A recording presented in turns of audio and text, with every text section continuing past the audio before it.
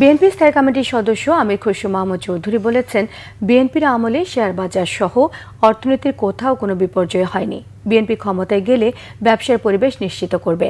রবিবার রাজধানীর একটি হোটেলে Bangladesh garments buying house association আয়োজিত এক আলোচনা সভায় তিনি এসব কথা বলেন। তিনি আরও বলেন, অনির্বাচিত সরকারের কাছে বেশি কিছু আশা করা যায় না। বিএনপি ক্ষমতায় গেলে ব্যবসায় সর্বোচ্চ বিকেন্দ্রীকরণের উপর জোর দেওয়া হবে। ব্যবসা বাণিজ্য হবে রিয়েল টাইমে, যেখানে অনলাইনে হবে বেশিরভাগ দালালি কাজ।